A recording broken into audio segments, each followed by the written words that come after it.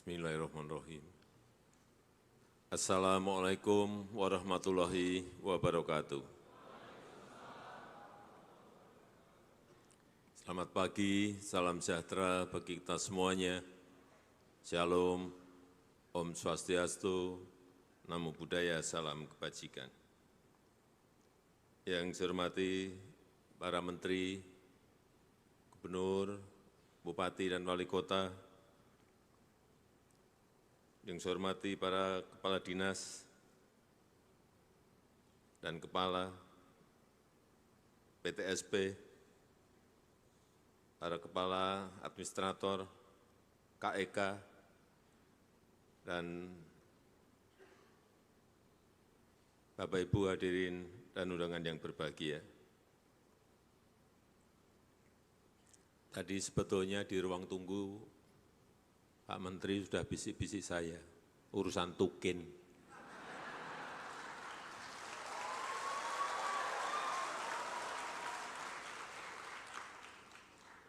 Dan sudah saya sanggupi, ya saya urus.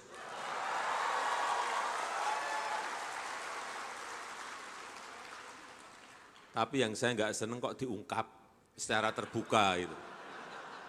Tapi enggak apa-apa, biar Bapak Ibu semuanya tahu bahwa kita juga urus hal-hal yang berkaitan dengan kesejahteraan.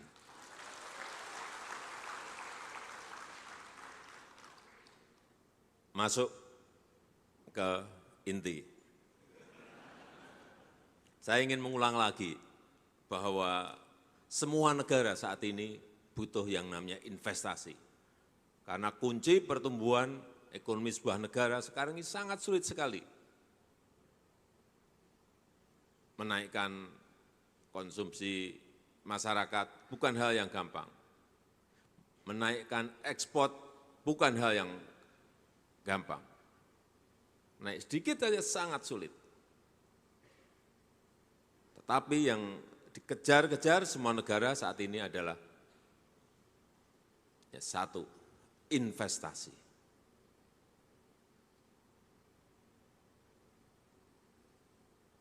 Dan kita juga sama, kita ingin membuka kesempatan kerja yang sebesar-besarnya bagi rakyat kita. Oleh sebab itu, sekali lagi investasi harus terus tumbuh, karena juga investasi akan mendatangkan penerimaan negara. Mendatangkan penerimaan negara dan juga penerimaan daerah. Banyak yang bertanya, Pak, investasi itu selain kesempatan kerja apa sih? Penerimaan negara. Karena PPh badan pasti kita dapat, PPh karyawan pasti kita dapat, biaya ekspor, PNBP kalau kita ikut masuk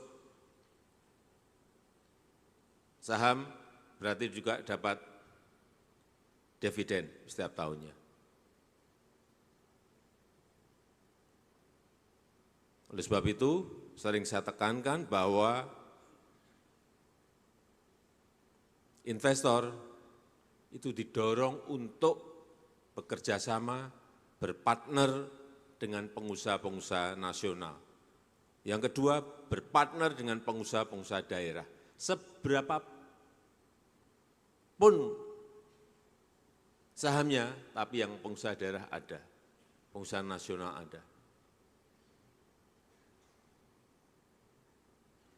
Yang kedua, yang berkaitan dengan investasi yang untuk ekspor.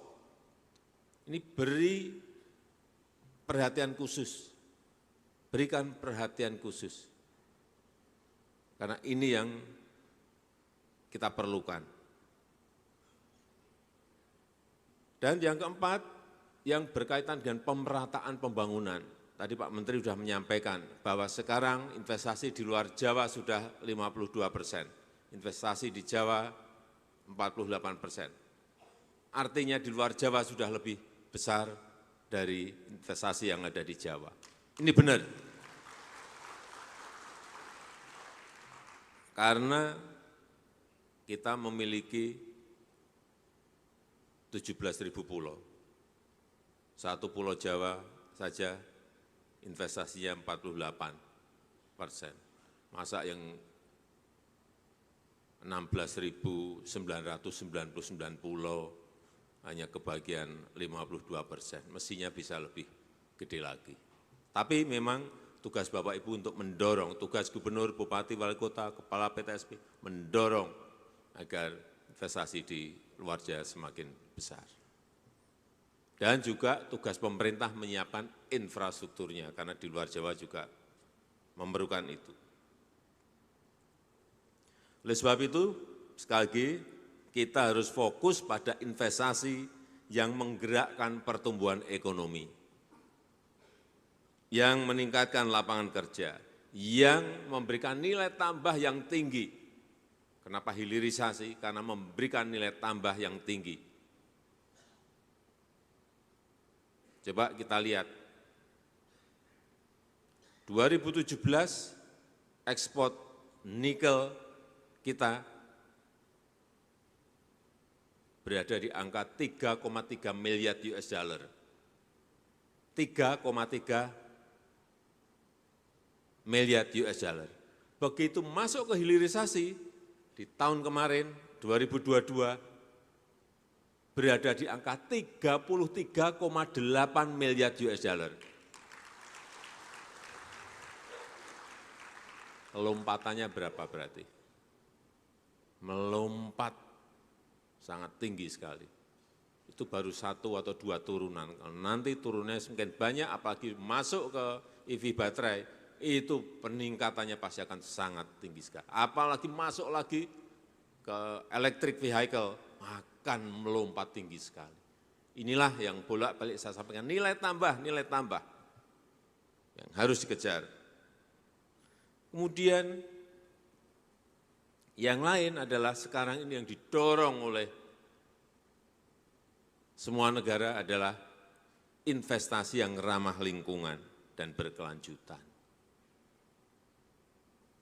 Oleh sebab itu, yang namanya green economy harus tangkap. Yang namanya blue economy, investasinya segera kejar. Karena ke depan akan sangat sulit produk-produk yang berkaitan dengan tidak ramah lingkungan itu bisa diterima di banyak negara. Sehingga kita menyiapkan industri-industri yang ramah lingkungan. Blue economy, green economy yang memakai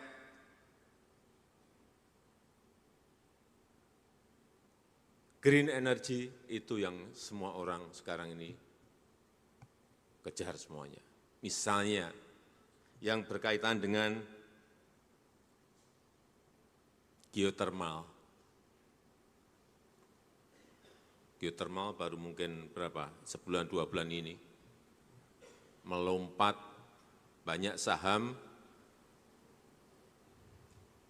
di bursa kita, melompat sampai 7 kali, melompat sampai 10 kali. Gara-gara dia berada di lingkaran green energy.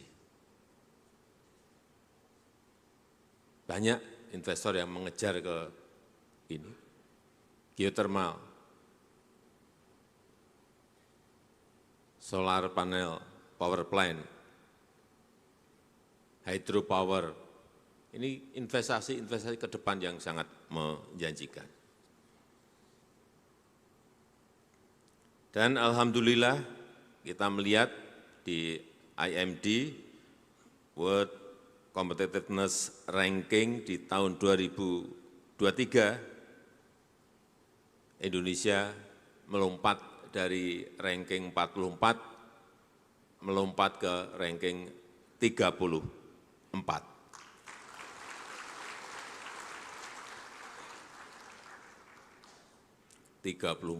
Ini saya kira kita memang harus mengejar lagi agar peringkat kita semakin baik. Kalau dibandingkan misalnya dengan Filipina itu di angka 52, kita masih menang. Tetapi kalau dibandingkan dengan Thailand, kita kalah. Nah, Thailand di angka 30. Bandingkan dengan Malaysia, kita juga kalah. Karena Malaysia di angka 27. Ini yang harus dikejar.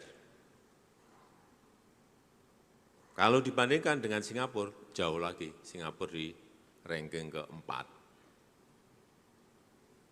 Tapi kita ya sudah baik, tapi tetap harus bekerja keras untuk mengejar agar ranking kita semakin baik. Dan Bapak Ibu semuanya yang hadir di sini, baik di Kementerian Investasi dan BKPM, Kepala Daerah, Gubernur, Bupati, Wali Kota, Kepala Dinas, Kepala Administrator, KEK, semuanya adalah ujung tombak dari pelayanan investasi yang ada di negara kita. Jadi saya minta terus perbaiki iklim investasi, baik nasional maupun di daerah-daerah, dan tingkatkan realisasi investasinya. Yang dulu kita ini selalu berorientasi pada pemasaran terus, marketing terus, bicara investasi Indonesia baik, begitu investor datang, pembebasan lahan, gagal, balik, enggak jadi investasi. Investor datang lagi, ruwet perizinannya, balik, kembali lagi, enggak jadi investasi. Sehingga konsentrasi kita sekarang ini bukan di marketing, tetapi di penyelesaian di dalam negeri kita sendiri. Pembebasan lahan, contoh yang kemarin kita di Banten, Lote, tahun-tahun enggak selesai. Saya perintah pada Pak Menteri Bahlil, maksimal 3 bulan harus rampung urusan tanah. 2 minggu diselesaikan rampung. Hal seperti ini yang dibutuhkan. Bekerja fokus, detail, dan selesai. Percuma kita marketing, muter ke seluruh negara, berbondong-bondong datang, kemudian urusan pembebasan tanah aja nggak rampung, nggak bisa menyelesaikan. Berbondong-bondong masuk perizinan, ruwet bertahun-tahun, nggak bisa selesai. Untuk apa kita memarketingi urusan investasi? Dan juga untuk 2024,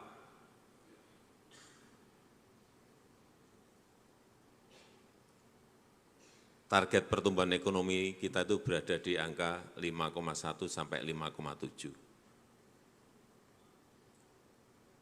Dan dibutuhkan realisasi investasinya di angka 1.650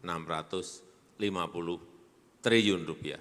Bukan hal yang gampang dalam situasi dunia yang sekarang ini tidak mendukung. Tetapi saya meyakini kerja keras kita semuanya akan bisa menyelesaikan target investasi yang telah kita buat ini, 1.650 triliun. Jadi saya kira dari pengalaman di 2023, 2022, saya kira kita bisa jadikan pelajaran dalam rangka menaikkan investasi di negara kita.